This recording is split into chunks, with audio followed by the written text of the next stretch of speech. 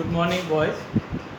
आज हम chapter number 15 प्रायिकता, ये न्यू नाम है यानी संभावना, इस चैप्टर की चर्चा करेंगे। सबसे पहले कुछ उदाहरण समझ लो। संभावना प्रैक्टिकल शब्द है। हम ज़्यादातर इन शब्द का उपयोग प्रतिदिन हम बातचीत में करते हैं। उदाहरण के तौर पर मानो आप क्रिकेट मैच देख रहे हैं, भारत के साथ और कोई देश खेल रहा है, आप बॉलिंग के आधार पर आप कह सकते हैं कि शायद आज भारत जीत जाएगा, ऐसी संभावना है। आया शक आपने इस माहौल को देखा, अभी जो चल रहा है, आकाश में घने बादल छाए हुए, आप कहेंगे शायद बारिश आए, इसकी संभावना है। तो संभावना का अर्थ है राइट। अब संभावना जो शब्द है यानी ये होने वाला है, इस प्रकार का एक सिद्धांत। संभावना को इंग्लिश में कहते हैं प्रोबेबिलिटीज, यानी संभावना को हम पी नोटेशन के द्वारा निर्देश कर सकते हैं। अब आपको मालूम पड़ गया कि हम पी ही क्यों लगाते हैं, क्योंकि ये इंग्लिश शब्द है प्रोबेबिलिटी यानी संभावना। जो भी प्रश्न है या जो भी बातें बने उसको घटना कहेंगे। आई बात समझ में?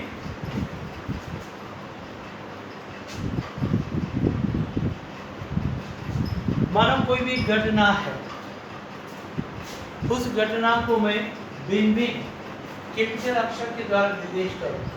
घटना ए, घटना बी, घटना सी, घटना डी।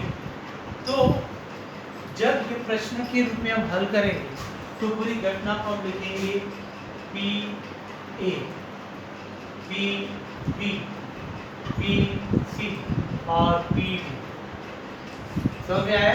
पी ए यानी घटना ए की संभावना, पी बी यानी घटना बी की संभावना, पी सी यानी घटना सी की संभावना और पी डी का अर्थ है घटना डी की संभावना। अब ये क्लियर हो गया कि हमने पी माध्यम से क्यों दर्शाया, क्योंकि इंग्लिश नोटेशन है प्रोबेबिलिटीज, संभावना या शक्यता, जिसका न्यू हिंदी शब्द है प्रायिकता। प्रायिकता यानी वही संभावना।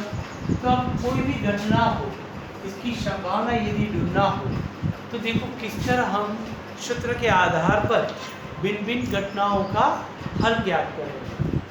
उदाहरण के तौर पर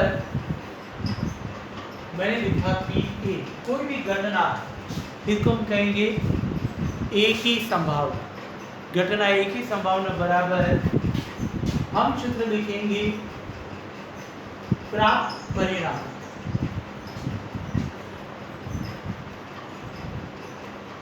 और बटे में लिखेंगे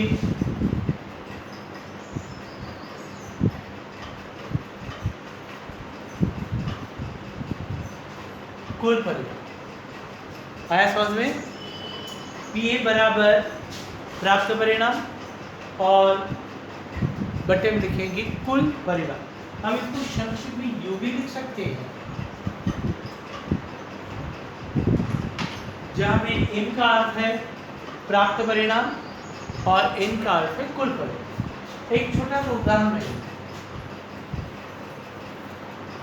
क्वेश्चन फर्स्ट। कोई कॉइन है, एक सिक्का है, इसको हम 10 बार उछालते हैं। कितनी बार उछालते हैं? 10 बार। तो कुल परिणाम कितने हुए? 10। अभी उसमें से 7 बार मुझे छाप मिली, यानी एम कितना मिला? ये घटना हुई, कोई सिक्के को 10 बार उछालते हैं, उसमें जो हेड है वो मुझे कितनी बार मिला? 7 बार। और मैं पूछ रहा हूँ इस घटना की संभावना, तो आप तुरंत लिखोगे पी ए बराबर एम बटे एम कितना है? 7 बटे में 10, यानी इसके बाद पॉइंट लगाएंगे तो संभावना कितनी आएगी? 0.7। अब 3 छाप और काटा, यदि इस पेशेंट में से को 10 बार उछालते हैं, उसमें मुझे 3 बार तेल मिली, और मैं कहूँ इस घटना की संभावना, तो आप तुरंत लिखोगे दूसरी घटना हुई तो पी लिखेंगे, तीसरी घटना हुई तो पी सी। यार बहुत सरल है, जो भी परिणाम प्राप्त होते हैं उसको कुल परिणाम से भाग कर दो तो उस घटना की संभावना मिलेगी। तो पी बी बराबर m बटे 3 बटे 10 बराबर 0.3।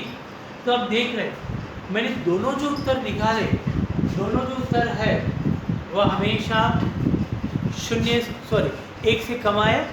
तो ये एक नियम है कि कोई भी घटना की जो संभावना है या 0 हो सकती है या 0 से अधिक, या 1 हो सकती है या 1 से कम। कभी भी आपका कोई भी उत्तर माइनस में नहीं आएगा, कभी भी उत्तर 1 से नहीं बढ़ेंगे, याद रखना।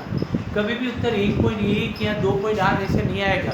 कोई भी घटना की संभावना हमेशा या 0 होगी या 1 होगी या इन दोनों के बीच में होगी, न 0 से कम यानी माइनस, या 0 से या 1 से अधिक या 1.1.2 ऐसा कभी भी नहीं आएगा। तो ये याद रहे, कोई भी घटना की जो संभावना है या 0 होगी या 1 होगी या इन दोनों के बीच में होगी। तो देखो फिर से, कोई भी बात की जो संभावना है ये बनने वाली है, उसको कौन से नोटेशन से, P से।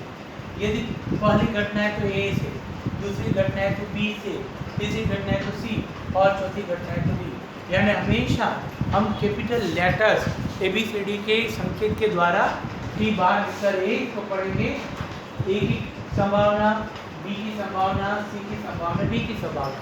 मैंने इक्वेशन लिया, एक कॉइन को मैंने 10 बार उछाला और 7 बार मुझे हेड यानी छाप मिली और 3 बार मुझे काटा मिला, टेक। इन दोनों की संभावना तो मैंने सूत्र समझाया है, PA बराबर प्राप्त परिणाम बटे में कुल परिणाम, या संक्षेप में लिखो m बटे n, पहला इक्वेशन m बटे n, a मिला 7 टोटल 10 0.7, PB बराबर m बटे n 3 बटे 10 बराबर 0.3। तो इसे एक नियम पर अपनाएं कि कोई भी घटना की संभावना 0 से कम नहीं होगी, 1 से बढ़ेगी नहीं, 0, 1 या इसके बीच में आएगी। आई बात समझ में? चलो इतना नोट करो फिर आगे बढ़ रहे।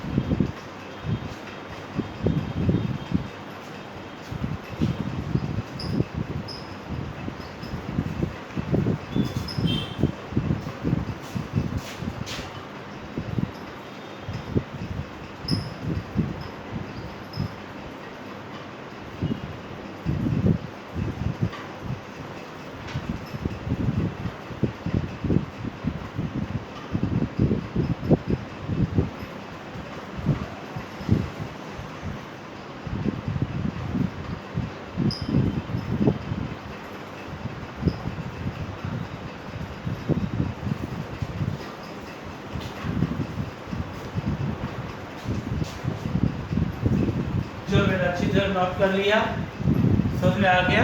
अब हम इस टॉपिक में थोड़ा और आगे बढ़ रहे हैं।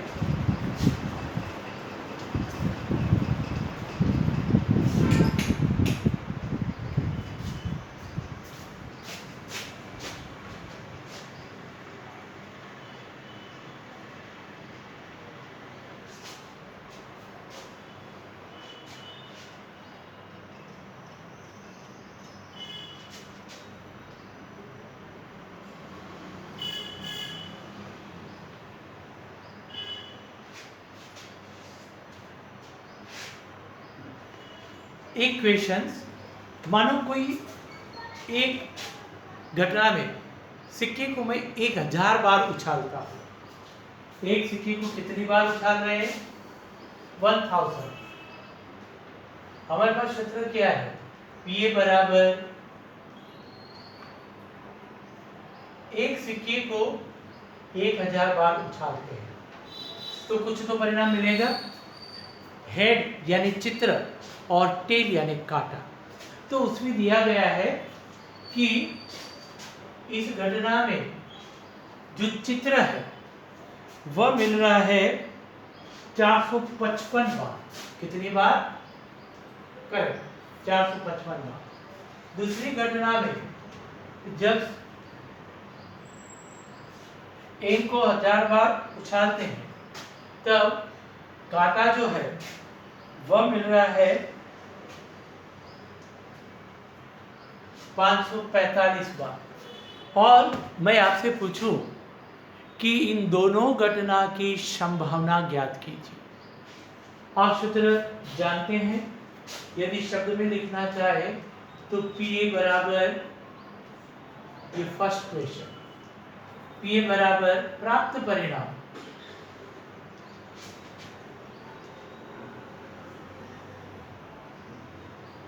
और बटे में कुल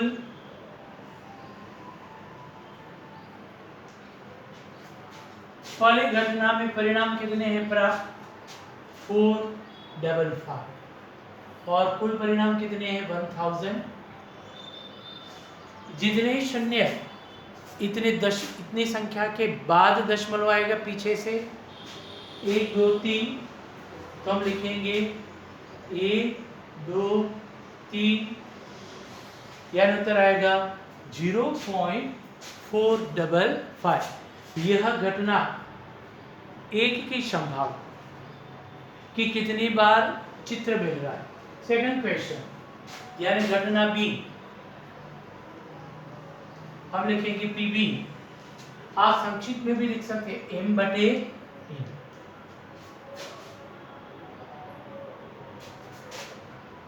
एम कितना है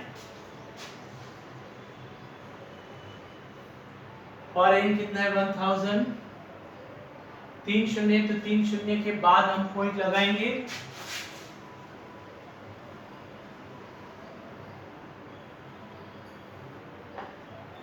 यानी उत्तर आएगा 0.5। क्लियर? तो इस तरह ये तो शुरुआत है कि हम कोई भी घटना की संभावना ज्ञात करने के लिए हमारे पास प्राप्त परिणाम और कुल परिणाम हो। आप इसमें भी देख रहे हैं जो भी उत्तर आया वह 1 से कम ही आया। तो पहली घटना का आंसर आएगा 0.455 और सेकंड का आएगा 0.545। चलो नोट करो।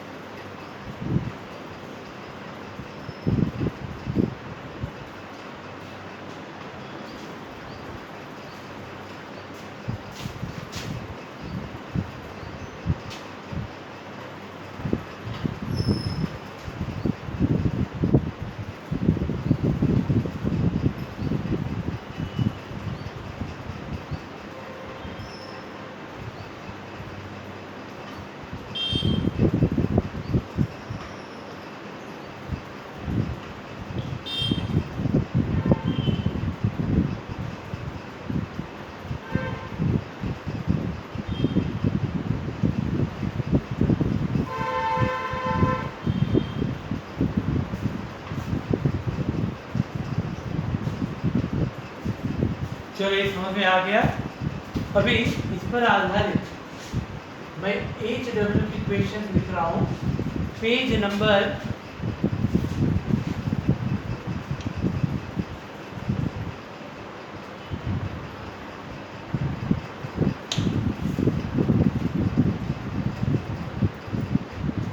1 उदाहरण और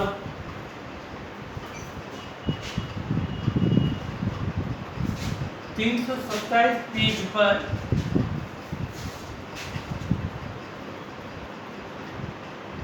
बुक पेज नंबर 327 पर उदाहरण नंबर जो 1 है वो आपको होमवर्क में करने का है। तो बेटा देखो, प्राइमरी दौर पर मैंने आपको संभावना, उसके क्षेत्र, संभावना के क्वेश्चंस की मर्यादा, ये 3 बात समझाई, जिसमें मैंने 2 क्वेश्चंस करवाए और 1 क्वेश्चन मैं होमवर्क में दे रहा हूँ। इतना करना, और मैंने व्हाट्सएप नंबर भी भेजे। 1 या 2 बच्चे की होमवर्क आ रहे, बाकी नहीं है, तो प्लीज़ आप होमवर्क भेजो। ओके बेटा।